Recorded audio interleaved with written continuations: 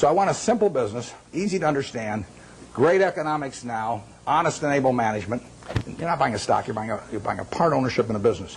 You will do well if the business does well, and if you didn't pay a totally silly price. And that's what it's all about. I mean, investing is putting out money to be sure of getting more money back later, at an appropriate rate. And to do that, you have to understand what you're doing it in. I mean, you have to understand the business. Would you talk to the students about the companies that you like? I don't mean names. I mean what makes the company something that you like. I like businesses I can understand. We'll start with that. That narrows it down about 90%. I mean, there's all kinds of things I don't understand, but fortunately, there's enough I do understand. And you got this big, wide world out there. Almost every company's publicly owned, so you got all American business practically available to you. Now, to start with, it doesn't make sense to go with things that you think you can understand, but you can understand some things. I can understand this. I mean, you can understand this. Anybody can understand this. I mean, this is a product that basically hasn't been changed much. They've added the cherry, but since 1886 or whatever it was, and it's a simple business. It's not an easy business. I don't want a business that's easy for competitors. So I want a business with a moat around it. I want a very valuable castle in the middle, and then I want the duke who's in charge of that castle to be honest and hardworking and able. And then I want a big moat around the castle, and that moat can be various things. The moat in a business like our auto insurance business at Geico is low cost.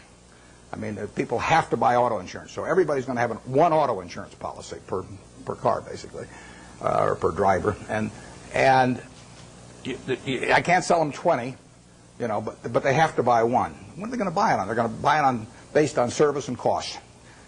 Most people will assume the service is fairly identical among companies or close enough, so they're going to do it on cost. So I got to be the low-cost producer. That's my moat. To the extent my costs get further lower than the other guy, I've thrown a couple of sharks into the moat. But all the time, if you've got a wonderful castle, there are people out there who are going to try and attack it and take it away from you. And I want a castle that I can understand, but I want a castle with a moat around it. 30 years ago, Eastman Kodak's moat was just as wide as Coca-Cola's moat. I mean, if you were going to take a picture of your 6-month-old baby, and you're going to want to look at that picture 20 years from now, and you're going to want to look at it 50 years from now, and you're never going to get a chance. I mean, you're not a professional photographer so that you can evaluate what's going to look good 20 or 50 years ago. What is in your mind about that photography company is what counts, because they are promising you that the picture you take today is going to be terrific to look at 20 or 30 or 50 years from now about something that's very important to you, maybe your own child or whatever it may be. Well, Kodak had that in spades 30 years ago. They owned that. They had what I call share of mind. Forget about share of market, share of mind. They had something in everybody's mind around the country, around the world, with a little yellow box and everything, that said Kodak is the best. That's priceless. They've lost some of that. They haven't lost it all, and not due to George Fisher, who runs it. George is doing a great job. But they let that moat narrow. They let Fuji come and start narrowing the moat in various ways. They let them get into the Olympics and take away that special aspect that only Kodak was fit to photograph the Olympics. So Fuji gets there, and immediately in people's minds, Fuji becomes more and a parody with Kodak. You haven't seen that with Coke. Coke's moat is wider now than it was 30 years ago. You can't see the moat day by day, but every time the infrastructure gets built in some country that isn't yet profitable for Coke but will be 20 years from now, the moat is widening a little bit.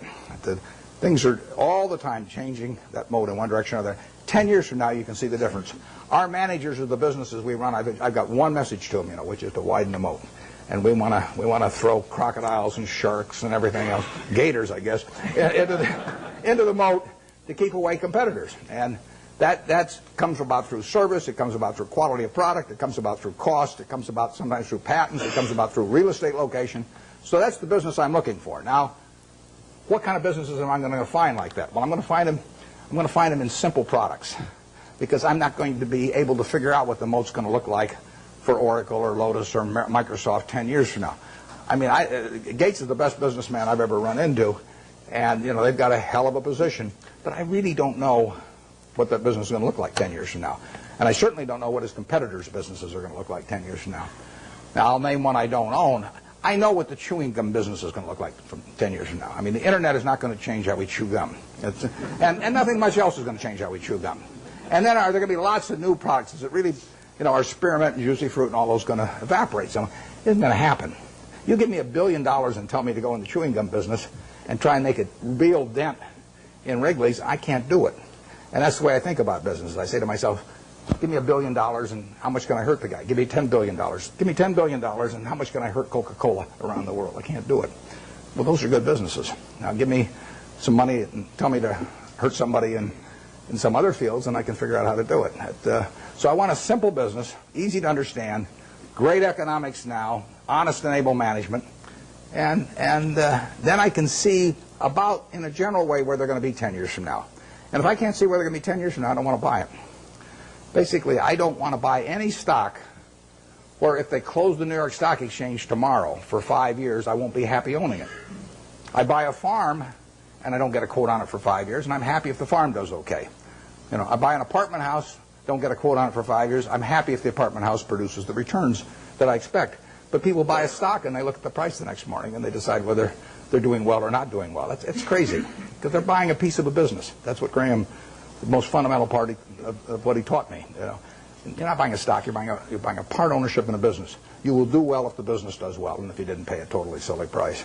And that's what it's all about. And you ought to buy businesses you understand. Just like if you're buying farms, you ought to buy farms you understand. It's not complicated. In calling this Graham Buffett, I mean, it's just pure Graham. I was very fortunate because I picked up a book when I was 19. I got interest in stocks when I was about 6 or 7, and I bought my first stock when I was 11, but I was playing around with all this stuff. And I had charts and volume, and I'm making all kinds of technical calculations and everything. And then I picked up a little book, and it just said that you're not buying some little ticker symbol that bounces around every day. You're buying a part of a business. And as soon as I started thinking about it that way, everything else followed. Very simple. So we buy businesses we think we can understand. There's no one here that can't understand the Coca-Cola company. I would say there's no one here that can understand some new internet company. And I said at the annual meeting this year that if I were teaching a class in business school, on the final exam, I would pass out the information on an internet company and ask each student to value it. And anybody that gave me an answer, I'd flunk. I don't know how to do it. But people do it every day. I mean, it's more exciting. I mean, if you look at it like going to the races or something, you know, that's a different thing. But if you're investing, I mean, investing is putting out money to be sure of getting more money back later, you know, at an appropriate rate. And to do that, you have to understand what you're doing it in. I mean, you have to understand the business. And you can understand some businesses, but not all businesses. Yep.